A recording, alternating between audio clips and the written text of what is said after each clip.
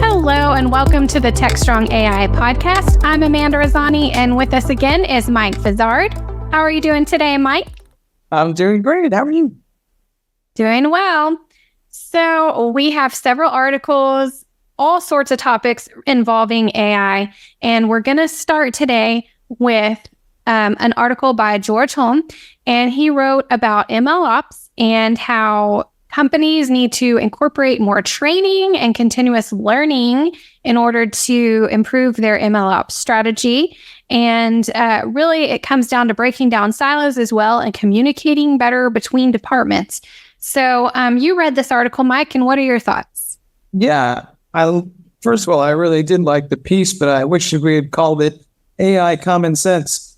The issue is we are running around with our heads off, right? People are saying we're going to do this great AI thing and that great AI thing without really understanding what's involved. I mean, it friggin' takes a village to build an AI model. I got to have data scientists, I need developers, I need data engineers, I need the security people, I got to deploy this thing, networking people are involved. It's just a small army of folks, and guess what? Hardly any of them outside of the data scientists know much about AI at all. And organizations are going to have to spend a significant amount of time training these folks. There's no AI to deploy the AI, maybe someday, but right now, AI requires people. And those people are not that many.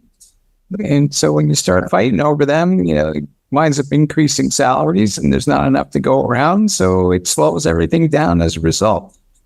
I think, organizations need to take a giant step back and say, hey, what is our plan for creating a business model around an AI strategy that is sustainable? And guess what? That's probably not going to come together in the year 2024. Yeah, of course, the technology is advancing so quickly. And like you said, there's that big lack of skill set and a shortage in being able to hire the right people. So yeah, it's probably going to be a little bit of time before they figure this out. Yeah, I think when we look back, 2024 will be the year of the proof of concept for AI. Everybody's got one, maybe two, maybe even half a dozen. But which of those is actually going to show up in a production environment to drive some level of innovation? I don't know. The other side of the coin, too, is how many of them are building capabilities that you're going to wake up tomorrow morning to discover that somebody else is now providing as part of a larger platform. Now, I'm a little leery of going out, building out some massive amount of capability, only to wake up one morning and figure out that somebody is like Google is selling as a service for a nickel. So, yeah. Well, moving on. So OpenAI has launched a security committee, and you can see more about this on securityboulevard.com. And, amidst all of the lawsuits and all of the problems that they've been encountering, this seems like a good thing for them to do and to focus on this a little bit more. And what are you hearing from business leaders out there in regard to this? This has become the number one issue that's holding up a lot of companies from even using AI, never mind building their own models. And the issue is that the data is shared with these things. Nobody has proper procedures for how that data might be exposed, either as you're transmitting it on the wire or to somebody who's stolen your identity and might be stealing your prompts and the data that comes back as they kind of wait and watch what you're doing. I think we talked about this last week as well. The AI model itself, cannot keep a secret any more than a 5-year-old. So it's easy to kind of tease it out and figure out what exactly is that secret that was supposed to be hidden in the LLM.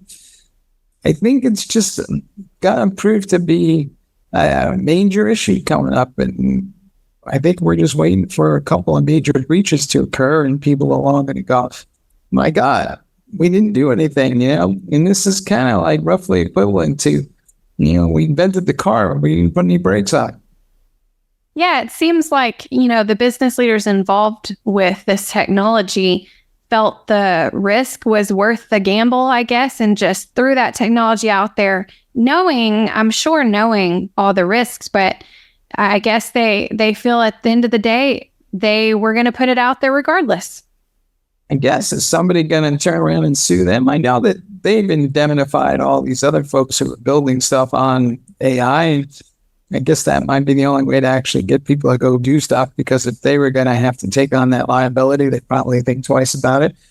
But I can't help but wonder if, there's some court cases coming down the pike and they'll take years to play out, but we'll look back at it and go, gee, I mean, that was kind of, Wall Street greed kind of craving, almost to the point where let's just drive a boatload of revenue and hope we make more money than we're going to lose in the lawsuit. It's kind of simple.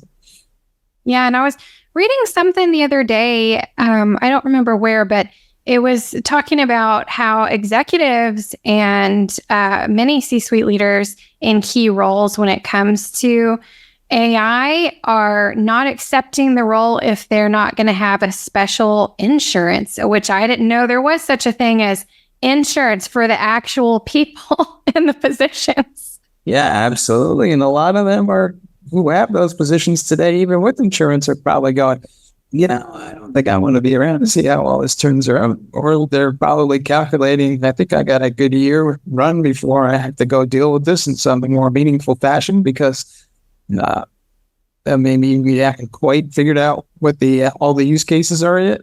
But it's a major gut check right now. Absolutely.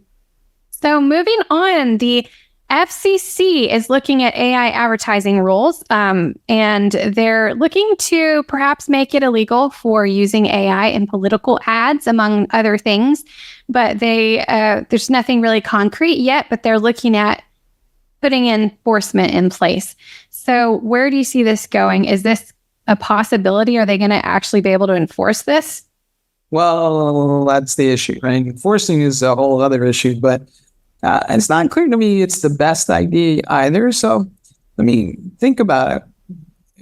4 years from now, what content to some degree is not going to have some level of AI thing as part of it, right? It's probably going to be pervasive in all places. So it might be easier to label the things that don't have an AI in it than to label the ones that do have AI in it. That's kind of silly in its own right when you think about it, but probably more practical. Maybe. See? I think, where does it stop? Is it political ads? What about any other type of ad? Don't I want to know how it was created, how ritual it was? Does that inform my opinion of the company and the brand? Or in some instances, I might like the AI-created advertising content better than I like the human content because it maybe it's funnier. I don't know. I think this is going to be a tough issue to sort. In some ways, I think a lot of folks in Washington feel compelled to do or say something, but I don't think they have a plan. Yeah, there are some tools for which I love that incorporate AI that I feel are helpful in presenting way better graphics or collecting information and data more quickly and utilizing it. So it's also going to be a matter of how far do they go on AI created content, as far as, things like Canva have AI integrated into them. And I think now, I believe PowerPoint has some sort of AI integration. And are we not going to be able to use any of that because it used AI? Yeah, and the truth of the matter is there's going to be more political misinformation than ever. Yes, we should call it out when we see it because, it's, you can't ban it because it's kind of a freedom of speech issue. But we still have to figure out some way to alert people that it's not necessarily whether the information is false because it was created by AI. It's just false information. Yep, absolutely.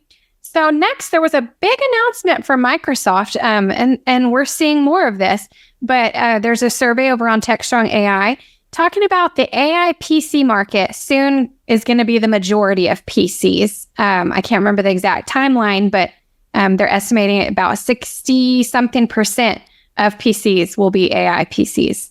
So what are your thoughts? And are you hearing anything about this from business leaders? Right. So this was by 2028. And I scratched my head a little bit and I said, well, this is 2024. So the new AI PCs aren't going to show up for 2025. So now I got a 3-year window to fulfill this forecast. how many new PCs would there be anyway? Because people were just upgrading in their normal cycle. So maybe figure 30 to 40% of PCs in that 3-year window would get an upgrade cycle, maybe. I'm just guessing. But so that would suggest that they're saying that the upgrade cycle probably increased by 30% more than it normally would because of AI in 2028. I think maybe that math works, but I look at all these research reports and they're always fun to kind of poke into, but are we going to be sitting in 2028 remembering that there was this study that was published in 2024 making a prediction about this? I think that they're counting on us probably not doing that. Yes. Well, I foresee as rapidly as this technology is advancing, I think you're just going to see AI in everything. And it makes sense. AI is just going to be integrated part of PCs eventually all across the board. And what kind of AI PCs are we talking about? Are we talking about Qualcomm Snapdragon kind of chips with some optimized chipsets for running AI algorithms? Great. Or are we just talking about, PCs that have GPUs in it? Because that doesn't really count. Yes, that's true. So, specifying would be important. Well, next, AI comes to DevOps, and you have an article over on DevOps.com about JFrog forming a broad DevOps alliance with GitHub. Can you share a little bit about it? Yeah, there's a lot going on over there in terms of AI, but basically, if the developers are getting AI to write the code, well, we need AI to help manage and automate the workflows that are used to build and deploy the applications in production environments. And so what we're starting to see is a wave of AI tools starting to show up. What's interesting here is that, well, GitHub and JFrog, between them, they cover the spectrum, right? You got GitHub is doing the source code, and JFrog has the binaries. Wondering if this is a prelude to something more in the way of an M&A activity. We'll see. But that aside, we got to get to the point now where we can build applications quickly, because they're talking about there'll be more applications deployed in the next 2 years than in the previous 4 decades. Well, we're not kind of set up to really manage that process and workflow, and we need to figure out how we're going to use AI to build and deploy AI. And I think it's going to start with these DevOps workflows. We're also starting to see it in tools that provide the observability we need to manage. So LogZIO is putting in a AI chatbot type of thing in front of the observability. And I'm sure that's the first step towards a larger play. And everybody's talking about the same thing. But we're going to see this whole pervasive use of AI across DevOps, and it will change the way we build and deploy software. I just don't know if it's for the better immediately, right? Because the one thing you're already starting to see is, there's more code than ever. It's not always higher quality code, and it certainly has a lot of vulnerabilities in it. So for the short term, we may wind up with a scenario where we're worse off than we are today, but long run, we'll be better off. Yeah, it does seem in the long run, when when the technology is more improved, it would be very useful to just use an AI agent or some sort of tool and just with natural language ask it what to do, and it can just perform those tasks. It would be very efficient and certainly speed up processes. And I think the issue will be forced. I mean, ultimately, what software engineer wants to go work for a company that's going to give them antiquated tools to go build something when they're going to be like, I really don't need that level of toil, headache and stress and all these manual processes and bottlenecks that emerge because, you're asking me to drive a Stanley steamer in the age of the catalytic converter. Yep. Well, we'll see. Time will tell. It's certainly advancing very quickly. So who knows where we'll be a year from now talking about this. So well, if I knew that, I'd be on Wall Street making some serious money. Exactly. Well, and Mike, that brings us to the end of our list. So do you have any final thoughts for our audience? It seems like only story these days is, all things AI. And I believe that will be the case for a little while longer. But it's kind of like I was pointing out in the political last story, we're rapidly going to the point now where, well, everything has AI, so maybe we don't need to call it out all the time either. So, this is Techstrong.ai, which is awesome, but I sure like to get out, what do we do with this stuff that's interesting? So if you got some sort of interesting use case, give us a shout. We'd love to hear about it. Yes, I love hearing about use cases. So please do put in the comments and also share what's your favorite article that you read today from our podcast. And until next time, have a great week. See y'all.